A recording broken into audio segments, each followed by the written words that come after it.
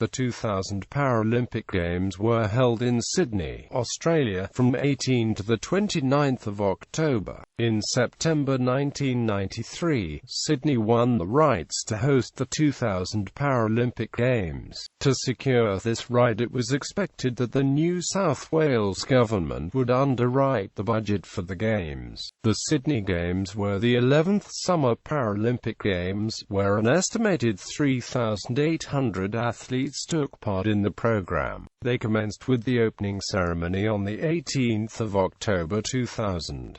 It was followed by the 11 days of fierce international competition and was the second largest sporting event ever held in Australia. They were also the first Paralympic Games outside the Northern Hemisphere. Finance. The Games was estimated to cost $157 million, with the NSW government and Commonwealth government contributing $25 million each. The Sydney Organising Committee for the Olympic Games contributed $18 million within the bid estimates. The Sydney Paralympic Organising Committee entered into a host city contract with the International Paralympic Committee, which outlines the SPOC's obligations in hosting the Paralympic Games. To cover the costs, other revenue was raised via sponsorship and ticket sales. The 110,000-seat Stadium Australia was completed 3 months early in February 1999. This stadium was funded mainly by the private sector at an estimated cost of $690 million. The government contributed $124 million to this project, though there is no budgeted profit. If any profit is made, though, the Games repayment to the federal and state governments is the first priority. In October 1998, governing bodies of the Paralympics, including the SOCOG and the Sydney Olympic Organising Committee, initiated a call for volunteers. An estimated total of 41,000 Australians answered this call, non-including those sourced from specialist community groups. Environment.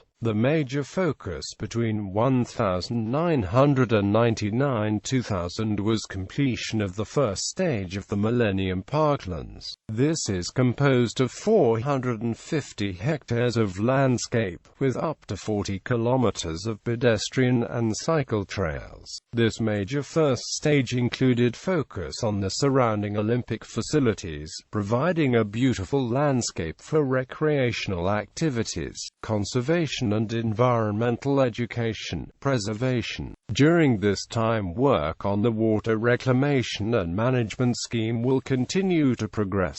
The WRAMS will be in use during the Games, with the first stage to be implemented. This system will continue after the Games and will be fully developed after the Games has been completed. The WRAMS system is only one of the many water-saving management strategies to be used during the Games period. Plans to use stormwater runoff from Newington to be used as irrigation, and a requirement for Olympic venues to utilize water-saving techniques and devices are also some of the other water-saving plans. Stormwater from the Stadium Australia roof is to be collected and used to irrigate the central stadium. An environmental education program is also delivered throughout 1999–2000 to ensure that Homebush Bay and the Sydney Olympics and Paralympics continue to be recognized for the commitment to the environment. Administration.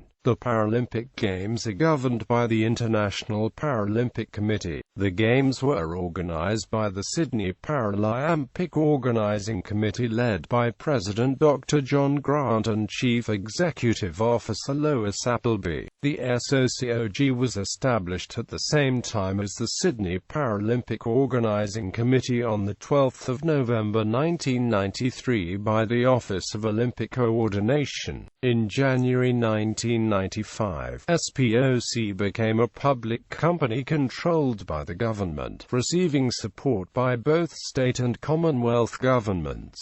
A board of directors including the Premier Minister for the Olympics, the Treasurer and the Minister for Sport and Recreation conducted administration. The Sydney Paralympic Organising Committee was responsible for planning and staging the Sydney 2000 Paralympic Games, including tickets, information on events and disability categorization, converting Olympic venues to Paralympic venues, conducting events, facilitating drug testing, arranging broadcasting, housing for athletes, arranging medal ceremonies, transporting athletes and conducting the Paralympic Torch relay. The Sydney Paralympic Organising Committee also regulated the use of Paralympic Games indicia and images. A committee known as the Joint Working Group was established in June 1997, linking the boards of both the Sydney Paralympic Organising Committee and the Sydney Organising Committee for the Olympic Games. On the 29th of November, the Sydney Games Administration Act 2000 was passed. The legislation caused the Sydney Paralympic Organising Committee to dissolve from the 1st of January 2001. Its assets and liabilities were transferred to the Olympic Coordination Authority. Political context. The Sydney 2000 Paralympics was only the sixth time that the Paralympics had been held in the same city as the Olympic Games. Removal of the Olympic rings was viewed by some as just another snub in a long line of poor decisions made by the IOC. The launch of the Paralympics was somewhat overshadowed as the Olympics Minister Michael Knight announced his retirement on the same day. His timing was viewed by many as insensitive to the Paralympics.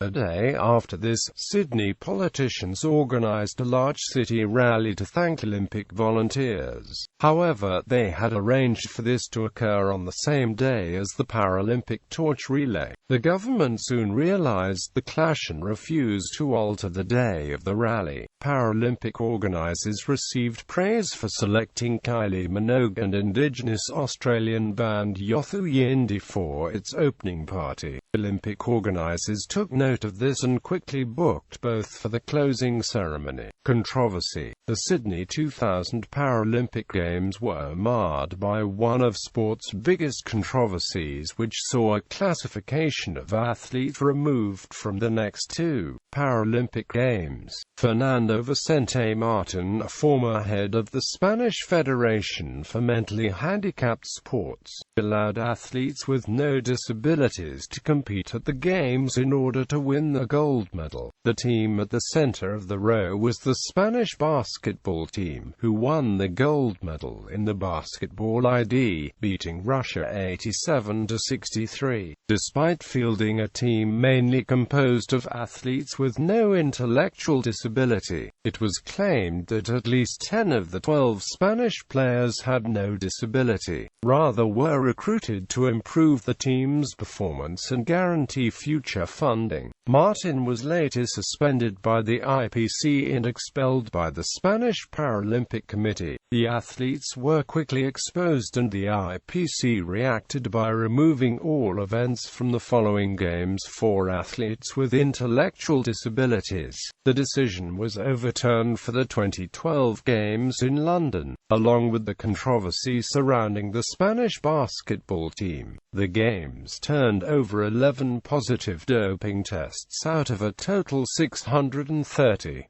Of these 11 positive tests, 10 were from male athletes and 1 from a female athlete. This leaves the Games with the highest number of positive tests from the 1992 to 2008 Paralympics. Mascot. The mascot for the 2000 Paralympics was Lizzie, the frill-necked lizard. The frill of the Paralympic mascot was colored in green and gold and represented the country via the shape. The ochre color of Lizzie's body aimed to mirror the color of the land. The frill-necked lizard is a native Australian animal which inhabits northern parts of the country. The lizard was chosen because of its will to survive along with its tenacity. It carries the Paralympic message of power and pride to both Australians and international audiences. The strength, determination and attitude of Lizzie symbolize the character traits of all Paralympic athletes. Lizzie has been given the voice of Olivia Newton-John, a well-known Australian singer, actor and entertainer. Olivia made performances with Lizzie leading up to the Games, spreading the word about excellence within the Paralympic community. The outstanding visibility and community engagement to Lizzie the Lizard ultimately led to marketing success,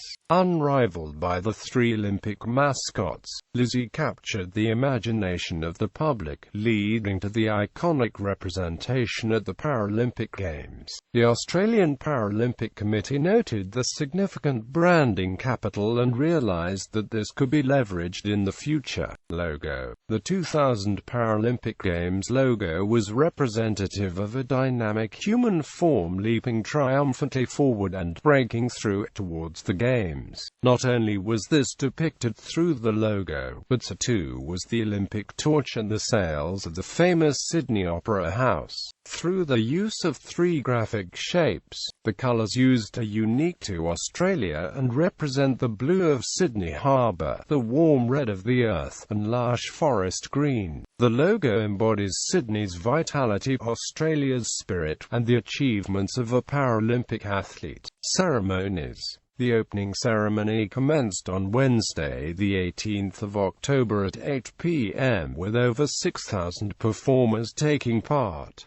Australian artist Jeffrey Street, John sang Advance Australia Fair and The Challenge at the opening ceremony. Kylie Minogue sang Waltzing Matilda and Celebration at the opening ceremony. Australian actor Brian Brown was selected as ceremony narrator for the evening. Other performers for the opening ceremony included the band Yothu Yindi, Nathan Cavallari, Melissa Ippolito, Taxi Ride, Billy Thorpe, Jack Thompson, Rena Gaia, Tina Harris, Vanessa Amorosi and Christine Anu. Australian country artist Graham Connor sang his song, Being Here, which was specially written for the event. Addresses were given by Dr. John Grant, President of the SPOC, and Dr. Robert Steadwood, President of the IPC, prior to Sir William Dean declaring the official opening of the Games. This was followed by Tracy Cross, a blind swimmer, taking the oath on behalf of the athletes, and Mary Longdon, an equestrian referee, taking the oath on behalf of the officials. The Paralympic Torch entered the stadium and was passed from Katrina Webb to Louise Sauvage, who then lit the cauldron. The closing ceremony took place on Sunday, the 29th of October at 7:30 p.m. The athletes intermingled with other nations and took to the stage for a party filled with fire, emotion and celebration. During this time, the Paralympic flag was handed over to the Athens Paralympic Organizing Committee to the sounds of Mikis Theodorakis, Axion Esti, Tis Dickiasini's Heli Noich, performed by the Millennium Choir. The Australian group The Seekers sang the hit song The Carnival Is Over as the finale to the closing ceremony. Judith Durham, who had a broken hip, sang from a wheelchair. Torch Relay. The Torch Relay program's objectives were to develop a route and an event which would help maintain momentum between the Sydney 2000 Olympic and Paralympic Games, promote the Paralympic Games and encourage ticket purchases. It was also to safely deliver the Paralympic flame to the opening ceremony. While the relay visited each Australian capital city, it also focused strongly on Sydney and the surrounding region, as this was the main catchment area for ticket sales. The Paralympic Torch Relay succeeded in generating community and media support for the Games, with crowds in many areas and significant crowds lining the Sydney metropolitan route in the final 2 days of the relay. The event, which commenced with a lighting ceremony at Parliament House, Canberra on the 5th of October 2000, involved 920 torchbearers, each of whom carried the flame an average of 500 meters. After visiting each capital city by air, the relay travelled in New South Wales from Moss Vale through the Southern Highlands, Illawarra, Campbelltown, Penrith, Windsor, Hunter and Central Coast areas before heading to Sydney. Highlights included the creation of the Paralympic flame during an Indigenous lighting ceremony on the forecourt of Parliament House, Canberra, with Paralympian David Hall as the first torchbearer. The Australian Prime Minister attended this event. The use of a Royal Australian Air Force Falcon 900 executive jet to convey the Paralympic flame around Australia, the Paralympic flame being carried across the arch of the Sydney Harbour Bridge by 4 torchbearers. Sports and impairment groups. The Games included 561 separate medal events in 18 sports. For the first time, women's events were included in the powerlifting program, and wheelchair rugby, a demonstration sport at the 1996 Paralympics, was contested as a medal-awarding sport. Archery, athletics, basketball, bocce, cycling, equestrian, football 7-a-side, goalball, judo, powerlifting, sailing, shooting, swimming, table tennis, volleyball, wheelchair basketball, wheelchair fencing, wheelchair rugby, wheelchair tennis. Impairment groups for the Games included amputees, blind and visually impaired, cerebral palsied, intellectually disabled, lesorters and spinal cord injuries. Games highlights. The Sydney Paralympics were deemed the best games ever by Dr. Robert Stedward. The Games were Australia's most successful in history, with the nation achieving the highest medal count. Of the 149 medals won, 63 were gold, 39 silver, and 47 were bronze, from 10 different sports. Ticket sales exceeded organizers' initial targets, with 1.1 million tickets sold, nearly twice that of the previous 1996 Atlanta Paralympics, 1996 Summer Paralympics. The Australian team had a number of notable gold medal-winning performances. Individual achievements included swimmer Siobhan Payton's 6 gold medals in the 200 meters SM14 individual medley, and S14 100 meters freestyle, 50 meters butterfly, 50 meters backstroke, 200 meters freestyle, and 50 meters freestyle. She set 9 world records in the process. Tim Sullivan topped the track and field medal tally with 5 gold medals. Sullivan won 3 gold medals in the T38 200 meters, 100 meters, and 400 meters events, and won 2 gold medals in relay events alongside Darren Thrupp, Adrian Grogan and Kieran Altconnell. The top-performing female track and field athlete was Lisa Lorenz, who won 3 gold medals from the F20 high jump, long jump and T20 200 meters. Lorenz also won a silver medal in the T20 100 meters. Other track medalists included Neil Fuller won 2 golds in the T44 200 meters and 400 meters events, as well as 1 individual bronze medal in the T44 100 meters. Fuller later combined with Tim Matthews, Stephen Wilson and Heath Francis to win another 2 gold medals in the T45 4x 100 meters relay and T46 4x 400 meters relay. Heath Francis went on to win a total of 3 golds and 1 silver after also winning an individual gold and silver in the T46 400 meters and T46 200 meters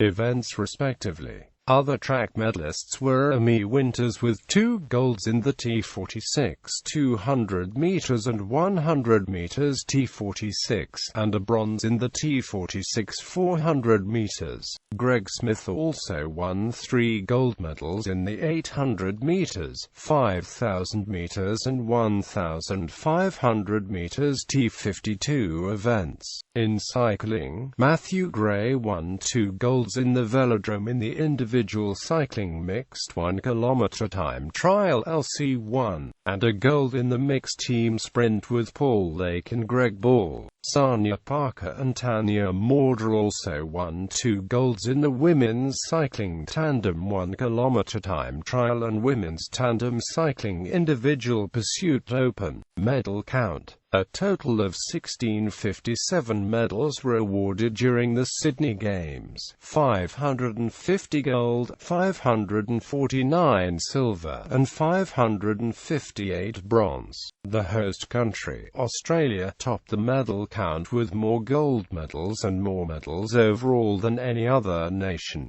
Great Britain took the most silver medals, with 43, and tied Australia for the most bronze medals, with 47. In the table below, the ranking sorts by the number of gold medals earned by a nation. The number of silver medals is taken into consideration next, and then the number of bronze medals.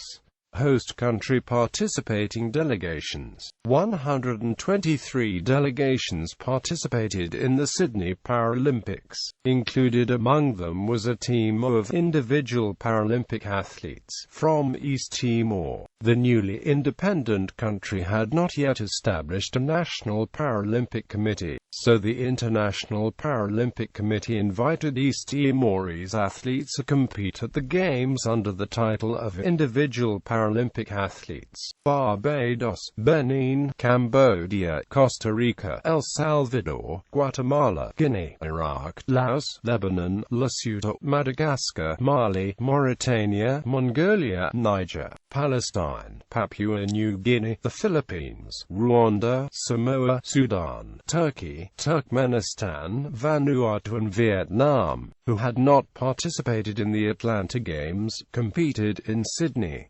Media coverage. Media coverage of the Paralympic Games has steadily increased over the years. In the table below, the approximate number of accredited media at the Paralympic Summer Games from 1992 to 2008 has been listed. The Canadian Broadcasting Corporation had approximately 200 staff in Sydney for the Olympic Games, 6 of whom stayed on to cover the Paralympic Games. The Canadian Broadcasting Corporation aired 4 one-hour shows of the Paralympic Games after the event was finished. TV New Zealand also aired 4 one-hour specials of the Games post-event. In the United States, CBS broadcast a special called Role Models for the 21st Century, the Sydney 2000 Paralympic Games. The special was 2 hours long and aired in November. The British Broadcasting Corporation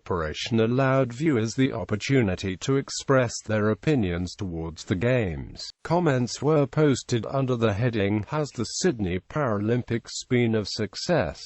On the website. One viewer, Carol Neal from England, was cited as posting, "I'm so disappointed to find the coverage limited to less than an hour per evening, on at a time when most people are still travelling home from work, and dismissed to BBC Two. Unlike the Olympics, which had a prime-time evening slot on BBC One as well as constant live coverage." Views. Dame Tani Gray-Thompson, multiple Paralympic gold medalist for Great Britain, later said of the Sydney Games, "Sydney 2000 will always hold a special place in the hearts of everyone who was there. The Aussies love the sport and they treated us simply as sportsmen and women. We weren't regarded as role models or inspirations, we were competitors."